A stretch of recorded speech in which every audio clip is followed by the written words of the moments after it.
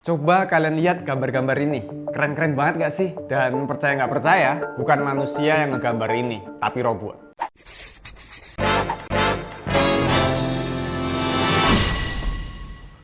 Kalian tahu lah ya, kalau seiring zaman berkembang, makin banyak pekerjaan manusia digantikan oleh robot. Mulai dari pekerja pabrik mobil yang tadinya pasang manual, sekarang udah banyak lini yang udah pakai robot. Atau penjaga pintu tol yang sekarang udah tinggal pakai kartu doang. Intinya banyak pekerjaan yang membutuhkan kerja fisik yang repetitif atau kerjanya ngulang gitu-gitu aja, bakal digantikan oleh robot. Dan itu yang membuatku santai aja, karena pekerjaan kreatif gak mungkin dong digantikan oleh robot. Dan ternyata aku salah. Jadi beberapa bulan lalu, muncul beberapa AI atau Artificial Intelligence atau kecerdasan buatan yang bisa ngubah apa yang kita tulis jadi gambar. Ini robot bukan kayak yang di AI Robot yang bisa gambar pakai tangannya ya. This is the place where robots meet. Look, you can see them here as slaves. Tapi ini lebih kayak ke sistem komputer yang udah dilatih untuk memahami input bahasa, terus ngubah inputan tadi atau tulisan tadi jadi gambar. Contohnya, kamu ngetik astronot menunggang kuda, dan dia bakal paham tuh astronot itu bentuknya kayak gimana, kuda bentuknya kayak gimana, dan konsep menunggang itu kayak gimana. Dan dia bakal ngegambar itu. Gila, serem banget gak sih? Jadi, sekarang ada beberapa robot atau AI yang terkenal bisa ngubah teks jadi gambar. Yaitu ada DALL-E 2 dari OpenAI, ada Imagen dari Google, dan ada Midjourney. Tiga AI ini benar-benar bisa menghasilkan gambar yang luar biasa real. Tapi DALL-E 2 ini saat ini statusnya masih beta, dan kalau mau dapat aksesnya kayak cuma dikasih ke orang-orang tertentu doang. Terus ada Imagen-nya si Google, malah nggak mau dirilis ke publik karena katanya takut disalahgunakan netizen karena hasilnya yang terlalu realistis. Terus akhirnya aku pakai Midjourney aja karena aku dapat akses ke betanya, walaupun hasil akhirnya nggak sebagus kayak astronot yang aku jadikan contoh tadi. Ya karena itu hasil akhirnya dari DALL-E 2. Tapi ya kita lihat aja ya di sini ya. Di Midjourney ini caranya gampang banget. Tinggal ketik Imagen, terus masukin kalimat yang pengen kamu jadikan gambar, tapi bahasa Inggris ya. Dan aku coba nulis, nih bahasa Inggris. Gunung Merapi memuntahkan lava permen pink. Dan boom, gila, keren banget. Dan sekaligus serem banget karena dia nggak cuma ngasih satu hasil, tapi langsung 4 sekaligus. Sekarang aku coba ngetik ya. Seorang wanita ilmuwan cantik Korea, pakai kacamata, rambutnya agak pendek, pakai jas putih, dan foto tipe full body. Dan wow, gila, ngeri tenan. Dan gambar-gambar ini jadi dalam hitungan menit. Manusia mana yang bisa bikin gambar kayak gini dalam hitungan menit? Langsung aja kita coba ya. Nih, Vic, sini Vic. Coba Vic, kamu gambarin cewek pakai dress hijau, terbang di langit, melihat lautan, di langit senja, terus moodnya horor. Ayo.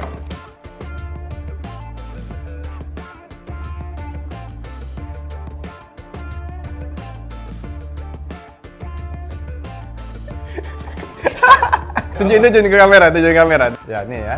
Nah, ini. Nggak bisa. Dan ini gambar yang dihasilkan oleh Midjourney dalam waktu sekitar 1-2 menit aja. Seru kali ya kalau kapan-kapan kita bikin robot atau AI versus manusia. Gimana tuh? Oke, kita udah tahu kemampuannya si Midjourney nih. Terus kalau kita punya tools mengerikan ini, enaknya buat apa ya? Masa cuma buat wallpaper di HP doang? Gimana kalau kita coba bikin konsep art untuk sebuah film? Jadi, yang belum tahu konsep art buat film itu apa, itu adalah konsep gambar yang nantinya sebagai gambaran untuk sang sutradara. Film-film gede biasanya pakai konsep art dulu, biar sutradara tahu bagaimana mood ceritanya, pencahayaannya, tata letaknya, dan kostumnya. Oke, sesuai judul video ini, aku bikin konsep art untuk film Nyi Roro Kidul. Digambar full pakai robot atau AI doang. Alkisah, ada seorang pria Jawa. Dia seorang pengelana yang membawa misi agama.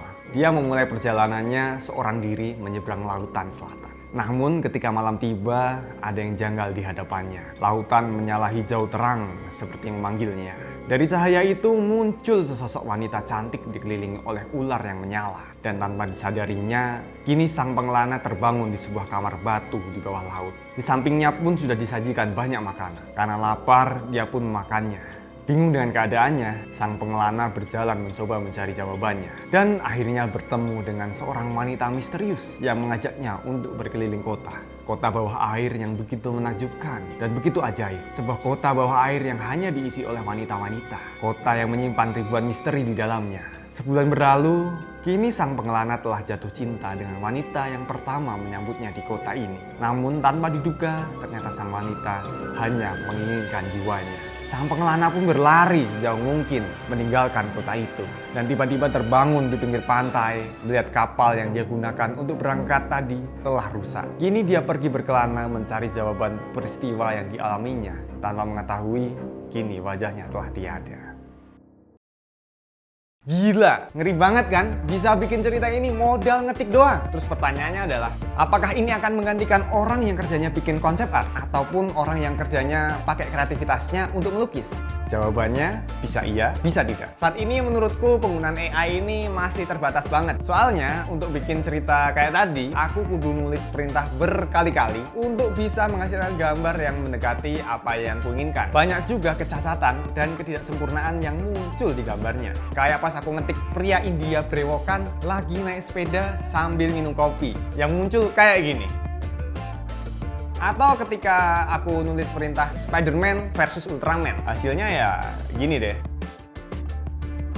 AI ini juga nggak bisa tuh disuruh revisi, kayak tangannya kurang naik dikit, atau orangnya geser dikit, atau hal-hal semacam itu. Ya kudu dibenerin manual. Ya yang jelas saat ini AI ini benar-benar ngebantu banget buat ngasih gambaran kalau kita mau bikin konsep art. Tapi kedepannya 3-5 tahun lagi, nggak tahu deh, serem banget. Karena resikonya pasti bakal banyak banget yang menyalahgunakan alat ini. Bayangin aja, kalau kita bisa dengan mudahnya nulis Pak Jokowi ciuman sama Pak Prabowo, atau ngetik Puan Maharani terbang naik Phoenix, dan gambar-gambar itu muncul secara realistis. Gak mungkin kan gak bikin geger? Dan sebagai penutup, aku coba ngetik Pak Jokowi ketemu Avenger, dan ini hasilnya.